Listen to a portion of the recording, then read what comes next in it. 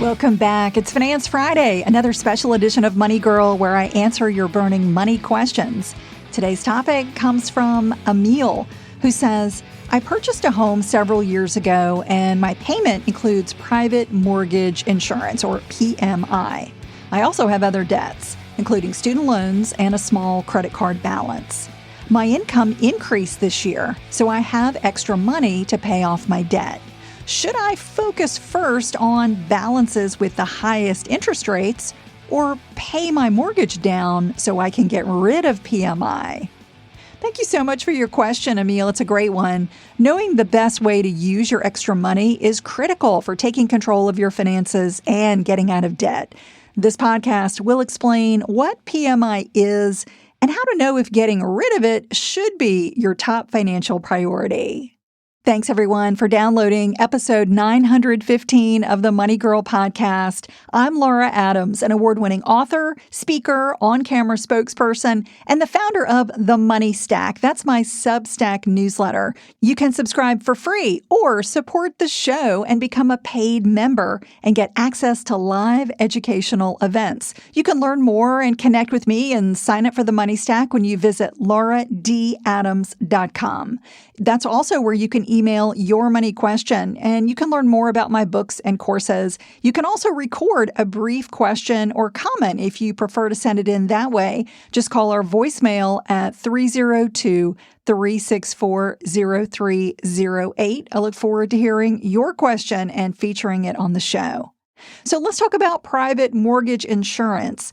This is something that is required when you get a conventional mortgage to buy a home or refinance an existing home loan, and you need to borrow over a certain threshold. That's when lenders require you to purchase PMI. So the amount you finance determines your loan-to-value, or LTV, ratio. For example, if you borrow $270,000 to buy a condo valued at $300,000, in that case, you have a 90% LTV. So that's $270,000 divided by $300,000 is 0.9 or 90%. And your down payment would be the other 10% or $30,000. So when you can't put down at least 20% on a home and your LTV is higher than 80%, that's when lenders consider you riskier than if you were able to borrow less. And they mitigate that high LTV risk by requiring you to purchase PMI. So it's a policy that covers a portion of a lender's loss if you don't pay your mortgage and they have to foreclose and the proceeds from the foreclosure are less than your outstanding loan balance. So it protects them financially. It doesn't do anything for you as the borrower. And I know that paying for an insurance policy that protects somebody else is, kind of seems like a bummer. But the upside is that it makes buying a home with less cash up front possible. Plus, you can eliminate PMI, which I'll discuss in just a moment. Now, I want to note that FHA loans have different rules, and they may require you to pay mortgage insurance premiums, or MIP. That's different from PMI. MIP can be more difficult to remove and often requires refinancing an FHA loan. So when we're talking about PMI, we're talking about what's required on conventional loans. All right, so let's talk about what it costs to get PMI. It really depends on factors including your mortgage type, the down payment that you make, your credit, your property location, and other factors. Lenders typically charge a premium that's going to range from 0.5%, maybe up to 1.5% of your loan balance. And so that amount is going to get added to your monthly mortgage payment. However, you may be able to pay a one-time PMI premium at closing. Or you could pay an upfront lump sum amount at closing and make some monthly premiums. Lenders could also charge you a higher interest rate instead of itemizing separate PMI charges. So they may all be a little bit different, but Let's say you get a 30-year fixed-rate mortgage for $270,000 to buy a $300,000 condo with a 90% LTV, and let's say you've got average credit. Your PMI could be about 1% or $2,700 per year. That comes out to $225 monthly. And it would be itemized on your mortgage statement, so you could track when it gets eliminated, which I'll explain in a moment. If you make a lump sum PMI payment and then you decide later on to sell your home, maybe after just a few years, or you decide to pay off your mortgage early, you don't get any portion of that premium back. So paying monthly PMI is typically a better option. Now, unlike mortgage interest, PMI is not tax deductible. Therefore, paying a slightly higher interest rate instead of separate PMI payments could cost less on an after-tax basis. However, you can only claim the mortgage interest tax deduction if you itemize using Schedule A of Form 1040. And when your total itemized deductions are less than the standard deduction for your tax filing status, you save money by claiming the standard deduction instead. So, not everyone is going to be claiming the mortgage interest deduction. To sum up, if your lender offers more than one way to pay PMI, getting a detailed pricing comparison is smart so that you can consider the pros and the cons of each option and which one may cost less. Okay, now that we've covered a little bit about why and how mortgage lenders require you to purchase PMI, it's important to understand the rules for eliminating it. The Homeowners Protection Act is a federal law with rules that lenders must follow for canceling and terminating PMI. You should receive an annual notice from your mortgage lender reminding you about your options to eliminate PMI under the following conditions. So one of them is a cancellation request. When you pay a mortgage balance down to 80% of the original value of your home, you can ask for PMI to be canceled. Refinancing your mortgage can also eliminate PMI if the new loan's LTV is 80% or less.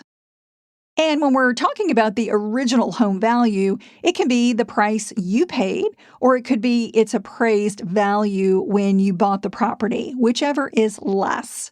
Your lender typically requires you to purchase an appraisal to verify that your home's current value is the same or higher than when you bought it. Also, you must have a good payment history and no other liens on the property to qualify for a PMI cancellation. They can actually turn you down for your request if you've got any past due payments. Now, another way that you can get rid of PMI is called automatic termination. This is when your mortgage balance reaches 78% of the original property value. When that happens, your lender must automatically cancel your PMI without you requesting or paying for an appraisal. And another situation is when you have a midpoint termination. This is when your mortgage reaches its midpoint, such as being in year 15 of a 30-year mortgage. That's when your lender must automatically cancel your PMI without you requesting it or paying for an appraisal. Again, it's if you have a good payment history with no other property liens. And remember that if your home value appreciates significantly, you may qualify to cancel your PMI early. That's because when your home value increases, your LTV, that loan-to-value ratio, goes down. In addition, if you make extra payments that reduce your mortgage balance, your LTV also goes down. The sooner you reach that 80% LTV threshold, the sooner you can request PMI cancellation. However, borrowing additional funds against your home, such as with a home equity loan or a home equity line of credit, increases your loan to value, which may require you to pay PMI longer.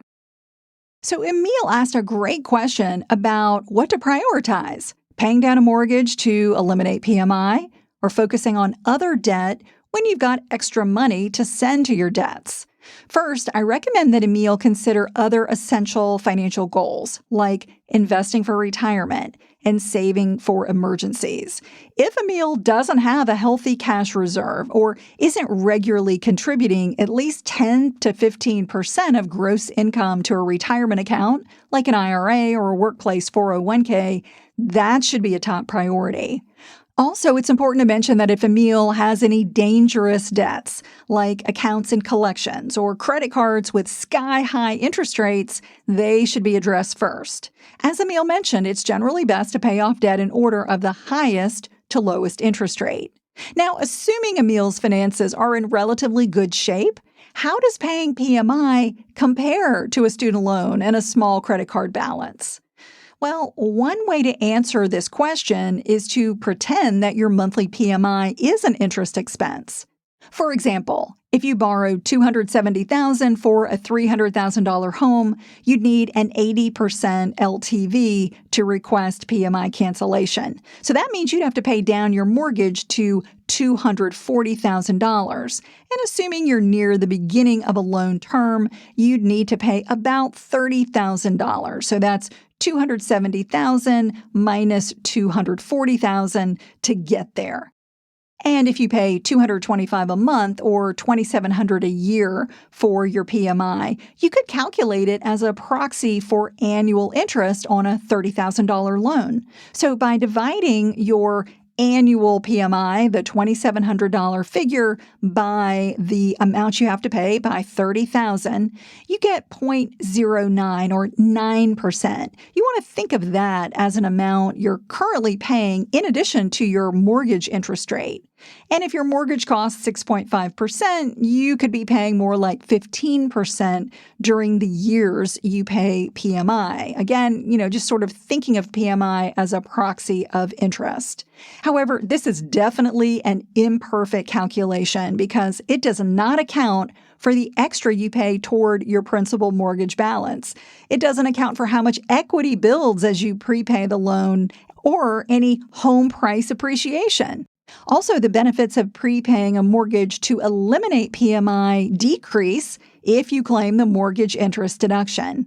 For instance, a fixed-rate mortgage that costs 6.5% may only cost 5.5% after taxes, just depending on your effective income tax rate. Accelerating a mortgage to eliminate PMI may not help you as much as paying down high-interest debt, especially if your PMI premium is relatively low. Plus, depending on price appreciation where you live and just general housing inflation, you could be eligible for PMI cancellation sooner than you expect. Another way to evaluate the interest rate you're paying for a mortgage with PMI is to add 50% to it. For instance, if your rate is 6.5, consider that it actually costs you about 10% on balance. If your other debts cost more than these very rough calculations, I recommend paying them down first, from highest to lowest interest rate. However, if you have a small balance with a lower interest rate that you're just really anxious to eliminate, there's nothing wrong with that. Sometimes it just feels great to wipe out a small debt. Emil, I hope that's been helpful. Without a whole lot of details on your situation, it's really hard for me to dig into the details. But I would just think about the opportunity cost of your money. How can you use those extra funds each month to eliminate as much interest as possible and, maybe not let your PMI, worry you too much, especially if your home value is appreciating. Again, it may be that you're going to qualify for cancellation sooner than you think. Before we go, a quick reminder to subscribe to The Money Stack when you visit lauradadams.com. It's filled with money tips, tools, news, challenges, and things I enjoy. You can subscribe for free or support the show as a paid member and get access to live educational events. That's all for now. I'll talk to you soon. Until then, here's to living a richer life.